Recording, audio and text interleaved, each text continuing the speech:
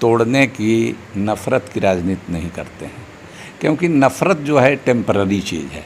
हम अखलाक की, मोहब्बत की राजनीति करते हैं। बिहार के सर सियासत में आप क्या देख रहे हैं अभी, जिस तरीके से यहाँ पर भी एक अंदर खाने बेचैनी है। महागठबंधन के लोग कहते हैं कि आज जो है कि जेडीयू टूट जाएगी, कभी कहते हैं कि बीजेपी से अलग हो जाएगी। आपने बिहार के राजनीति के डीएनए से काफ़ी आप वाकिफ़ हैं, बहुत करीब से आपने देखा है, खास करके मुख्यमंत्री नीतीश कुमार हो या आरसीपी सिंह हो या ललन बाबू हो या बीजेपी के सारे कैडर को आप बहुत करीब से देखते हैं। अभी आपकी नज़र में क्या लग रहा है कि बिहार की सियासत स्थिर है या कहीं ना कहीं अंदरूनी तौर पर इसमें भूचाल है? बीए, बीकॉम, बीएससी और एमए, एमकॉम करें विश्व की सबसे बड़ी यूनिवर्सिटी इग्नू से। सॉल्ड असाइनमेंट और गाइड बुक्स प्राप्त करें। संपर्क करें Mahakal computers, DAV college gate के सामने, सिवान। थायराइड, शुगर और मोटापे से हैं परेशान तो मेट्रो हॉस्पिटल सिवान है एक बेहतर समाधान। डॉक्टर MS अहमद अंतर्राष्ट्रीय कुशलताओं के साथ दे रहे हैं सेवाएं। संपर्क करें centre point, Chakiya Bindusar road, Siwan. Uttar Pradesh का चुनाव हुआ है और कल लगभग मतगणना भी है। बहुत सारी चीज़ें क्लियर हो जाएगा, लेकिन जिस तरीके से पूरे देश की सियासत एक अलग रंग ले रहा है, इस रंग को एक आम आदमी को भी समझना है। और जो सियासत आम आदमी के जहन पे, उसके दिमाग पे हावी हो रहा है, इसे भी हमें बहुत बारीकी से समझना है। सवाल सिर्फ एक आम आदमी का नहीं है, बल्कि उस पूरे उसके वजूद का है जिसे हम संविधान कहते हैं। आज बार बार जिस तरीके से बातें कही जा रही हैं, एक तरह से देखा जाए तो सामाजिक ध्रुवीकरण करने के लिए एक बड़ी पार्टी किसी भी हद तक जाने के लिए तैयार है, वहीं दूसरी तरफ आम आदमी एक रोटी के लिए जद्दोजहद कर रहा है। ये सारी चीज़ें मैं आज इसलिए कह रहा हूँ कि मेरे साथ एक ऐसे शख्स बैठे हुए हैं जो पूरे बिहार की राजनीति के डीएनए से बहुत करीब से वाकिफ़ हैं। हालांकि बहुत संघर्ष के बाद इन्होंने लगभग 12 साल राज्यसभा को दिया और इनका वो कार्यकाल शायद कोई भूल नहीं सकता है। इनका सबसे बड़ा किरदार बिहार की राजनीति में, जिस तरीके से 2005 में अभी की जो वर्तमान सरकार है नीतीश कुमार की, उनका जिस तरीके से उस वक्त एक बनावट था, खास करके जो मुस्लिम तबका था वो एक तरफ जा रहा था, लेकिन उस पूरे तबके को इन्होंने नीतीश कुमार के पार्टी से जोड़ करके और 2005 में जो बुनियाद रखा, आज वो एक बड़ा बिल्डिंग का रूप ले चुका है। लेकिन आज इनकी जो है कि कहीं ना कहीं कमी उस पूरे सिस्टम में खल रही है। हालांकि आज भी ये तंजीम के लिए काम करते हैं, तो मैं आज इनसे बात करूंगा और इन सारी चीज़ों पे इनसे जानने की कोशिश करूंगा। तो मेरे साथ अली अनवर साहब हैं, पूर्व राज्यसभा के सदस्य रह चुके हैं, और मैं इनसे जानना चाहता हूँ। सबसे पहले तो सर स्वागत है आपका S24 न्यूज़ पे। शुक्रिया आपको भी और आपके दर्शकों को भी। सर एक चीज़ मैं आपसे जानना चाहता हूँ, बहुत ही अभी गंभीर मुद्दा भी है। हालांकि कल जिस तरीके से उत्तर प्रदेश की सियासत में नई चीज़ देखने को मिली है, अब जो है कि ईवीएम को इधर से उधर करने का मामला, या फिर जिस तरीके से सांप्रदायिक हो, या फिर जो बहुत सारी सेकुलरिज्म, नॉन सेकुलरिज्म की बात आ रही है, आप अभी इसको अपने किस नज़र से देखते हैं? चूँकि अभी आपका कार्यकाल था, उसने आपको छोड़ दिया, आपने छोड़ दिया उसको। अभी जिस तरीके से सियासत में आप एक्टिव तो हैं, लेकिन बिल्कुल बैक पे आकर के क्या देखते हैं अभी के जो हालात बना हुआ देश का? देखिए, अभी जो पार्टी हुक्मरां पार्टी है, केंद्र से लेकर यूपी तक और मुख्तलिफ स्टेट्स में, वो उसका जो सबसे बड़ी उसकी ताकत है मैनिपुलेशन, माने छल कपट, जाल फरेब, यही उसका है। तो अब है ना कि जैसे मान लीजिए कि चोर चोरी से जाए तो हेरा फेरी से न जाए रहे, हम लोग भोजपुरी हैं कहते हैं ना। तो अब जनता में तो कोई काम नहीं आया। मैं भी दौरा किया हूँ, ये चुनाव में हारने की इनकी स्थिति है, तो ये बक्सा बदल करके ईवीएम में गड़बड़ी पैदा करके, जो संभव है, हम लोग बहुत पहले से कहते आ रहे हैं कि ये नामुमकिन नहीं है, तो ये कर रहे हैं प्रशासन का मदद ले करके, ये ले करके। तो लेकिन अब ये समझ लीजिए कि अगर ये मैं अखिलेश यादव की इस बात से मैं अपने को एग्री करता हूँ। कल उन्होंने कहा था सर कि अगर ये कल चूँकि लोकतंत्र की आखिरी लड़ाई है, इसको ज़रा सा डिफाइन कीजिए। उन्होंने इस तरह के बात, मतलब एक बात और कही, आखिरी लड़ाई हम लोग भी कहते रहे हैं कि, लेकिन एक बात और है कि अगर इस तरह से होगा तो अब ये मामला चला जाएगा इनकलाब में और क्रांति में, तब माने टकराव की स्थिति पैदा होगी। इस तरह से ज़बरदस्ती अगर किसी को हराया जाएगा और जनता का विश्वास मीडिया, गोदी मीडिया जो है और जो उनको जीतना दिखा रही है, उस पर तो पहले से जनता का विश्वास है। आपने देखा पिछले चुनाव में किस तरह से मीडिया के कई लोगों को और कई आंदोलनों में भी, एनआरसी के आंदोलन में, किसानों के आंदोलन में गोदी मीडिया को लोगों ने खदेड़ा, तो चुनाव में भी खदेड़ा। तो अब ये विश्वास उन पर से हट गया है। सरकार अगर इसमें इस तरह का काम करेगी बड़े पैमाने पर, तो कहीं ना कहीं देखिए कोई भी क्राइम ऐसा है अपने पीछे उसका सबूत छोड़ जाता है, कितना भी चालाकी से क्यों न किया जाए, और जनता सब समझती है। तो जनता में तो साफ दिख रहा था भाई, हम लोग सब जगह गए हैं कि नहीं बीजेपी तो बहुत हार रही, गांव से इनको खदेड़ा जा रहा था, कई गांवों में ये घुस तक नहीं जा रहे थे। इनका जो आधार वोट है उसमें बहुत सारे लोग नाराज़ थे, इनके पार्टी के लोगों में बहुत निराशा थी। तो ये पार्टी में गुटबंदी, निराशा और सबसे बड़ी बात कि जनता के लिए इन्होंने कुछ किया नहीं। अच्छा सर, एक चीज़ यहीं पे सवाल उठता है कि जो आप बात कर रहे हैं कि निराशा थी, बेरोजगारी है, किसान का मुद्दा था, महंगाई है, देश में जिस तरीके से दो धुरी बनी हुई है, और उसके बाद आपने देखा कि लखीमपुर खीरी का मामला था, क्या कहते हैं, बहुत सारा ऐसा मुद्दा था।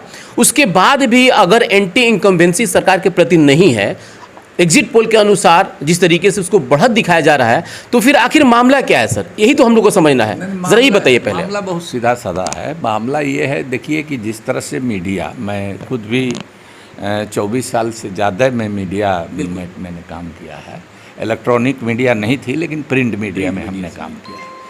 तो उसमें इसका मतलब ये है कि ये जो एक नैरेटिव सेट किया जा रहा है, नैरेटिव सेट करना है, और वो नैरेटिव सेट करके और एक जैसे 5 किलो अनाज दे करके एक लाभार्थी का ग्रुप तैयार कर दिया गया है। उसी तरह से एक मीडिया भी उसी ग्रुप में, लाभार्थी ग्रुप में ही है, और उसी का ये सब सर्वे है।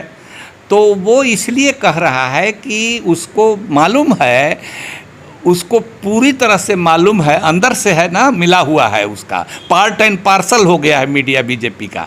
तो उसको मालूम है कि किस तरह का मैनिपुलेशन हो रहा है।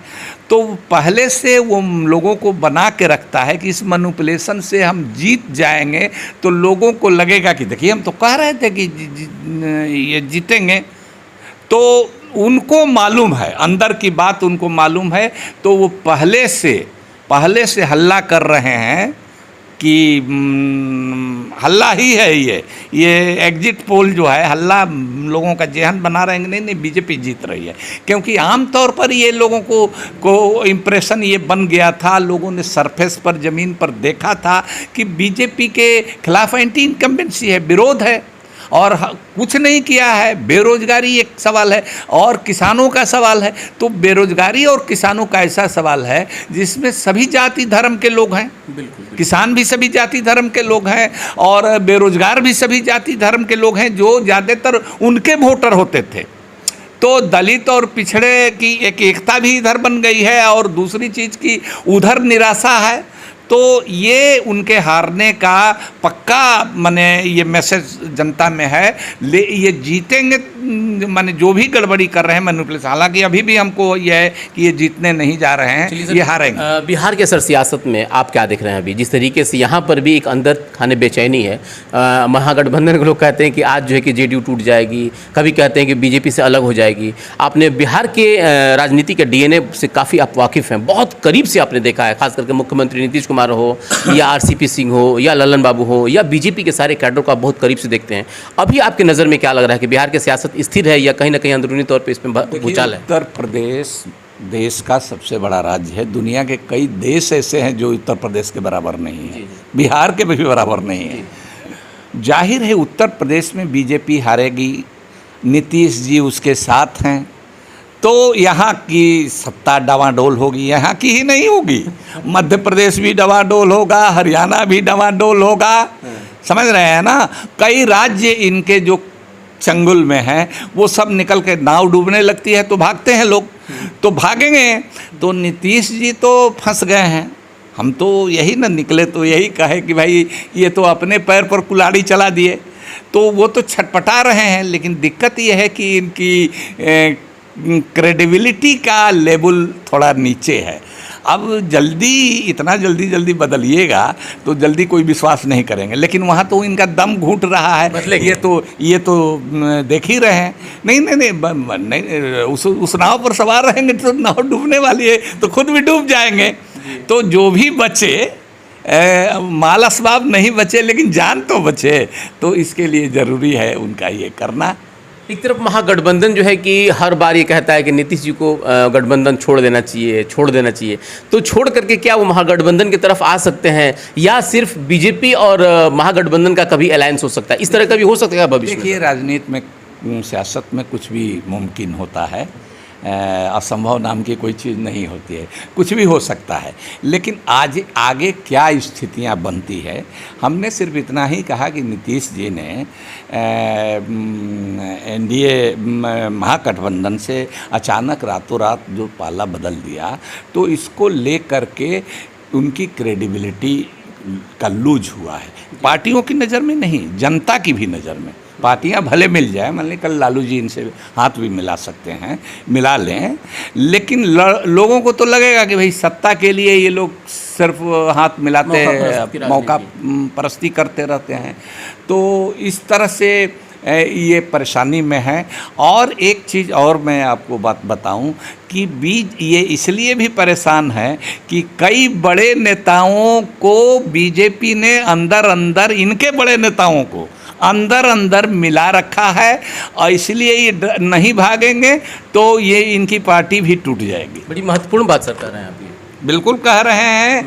और चूंकि हम अंदर रहे हैं तो जानते हैं ना कि कौन कौन लोग बीजेपी के रडार पर हैं, तो वो हम जानते हैं, लेकिन अभी कहना, नाम रखना मुनासिब नहीं होगा। अच्छा सर, एक आपने सियासत में एक अपना सामाजिक केमिस्ट्री आपने बनाया था, जिसे हम लोग पसमानदा कहते हैं। आप पसमानदा के जनक भी हैं।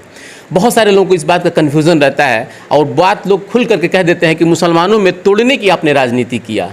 आप चाहते थे कि मुसलमान टूटे और एक अलग तबका बने।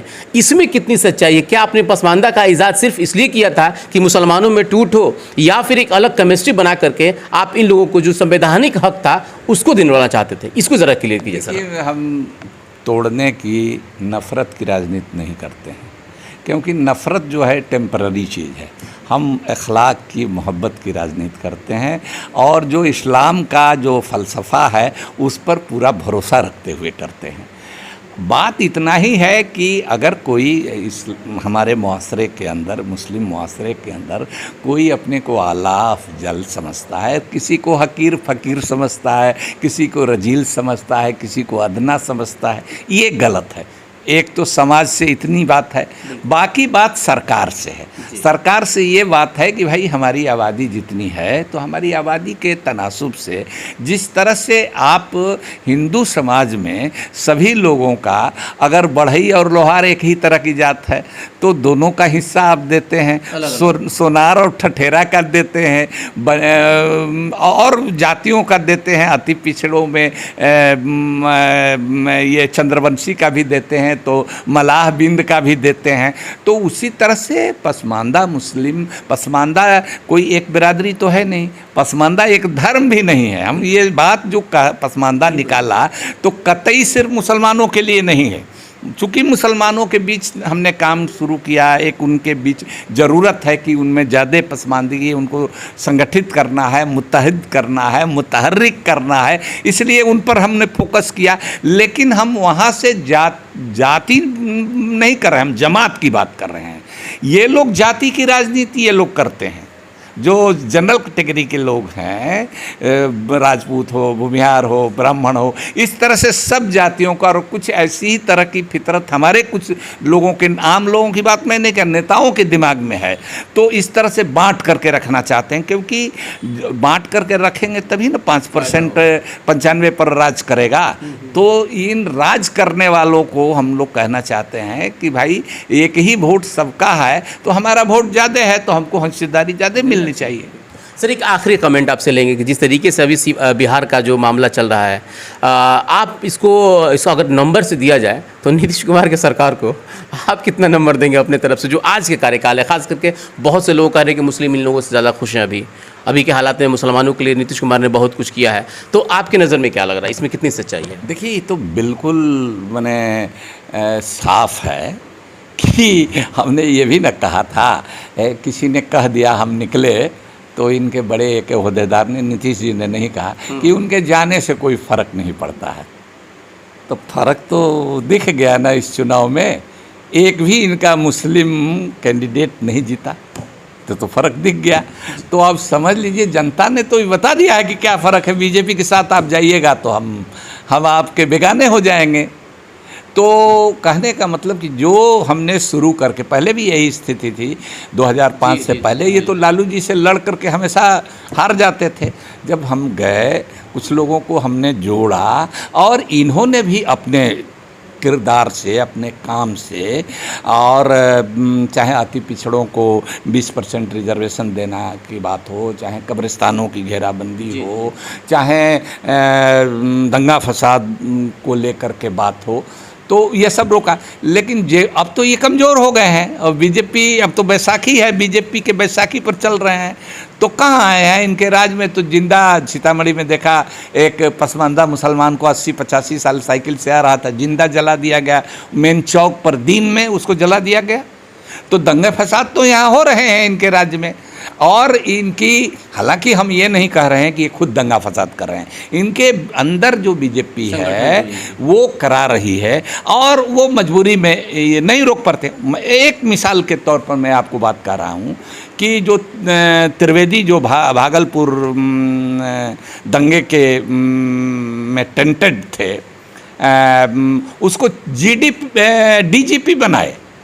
ये कभी नहीं बनाते अगर बीजेपी का दबाव नहीं होता। और हमको मालूम है, आपको कहने में हक नहीं है, कि दिल्ली से फ़ोन आया, होम मिनिस्टर का फ़ोन आया, अमित शाह जी का। हमको हमारा सूत्र ये बताता है कि अमित शाह जी का फ़ोन आया और कहा कि इन पर फिर से विचार कीजिए। इस समय भी जब डीजीपी बनाए इनको, तो ये तैयार नहीं थे। लेकिन होम मिनिस्टर साहब के फ़ोन के कहने पर, हमको कई लोग पत्रकारों ने बताया कि होम मिनिस्टर के कहने पर इन्होंने उसको फिर से डीजीपी बनाया, नहीं चाहते हुए भी बनाया। तो ये काम नहीं कहते। हम जानते हैं नीतीश कुमार जी को इस मामले में बहुत सतर्क रहते थे, लेकिन अब तो मजबूरी है, उन्हीं के बैसाखी पर आप खड़े हैं, बैसाखी हटा लेगा गिर जाएंगे। अब ये फेरे में है, फेरे में ये है कि इनका बैसाखी अपनी जगह रह जाए, हम अपना दूसरा कोई ठिकाना ढूंढ ले, तो वही अपना खोज रहे हैं। बिल्कुल, बहुत बहुत शुक्रिया सर आपको वक्त देने के लिए। लेकिन जिस तरीके से अली अनवर साहब ने बताया, इनकी बात जो कि पूरे देश में मानी जाती है, जिस तरीके से सदन में अपनी आवाज़ उठाते थे, और जिस केमिस्ट्री को इन्होंने इस्तेमाल किया खास करके सामाजिक समीकरण को बनाने में, उस सामाजिक समीकरण को नीतीश कुमार आज भी मानते हैं, और यही वजह है कि आज भी वो सत्ता पे काबिज हैं। लेकिन जिस तरीके से बिहार की सियासत पल पर बदल रही है, आने वाले समय में बहुत कुछ अगर नया बदलाव हो जाए तो शायद इसमें किसी को आश्चर्य नहीं होगा। बहुत बहुत शुक्रिया।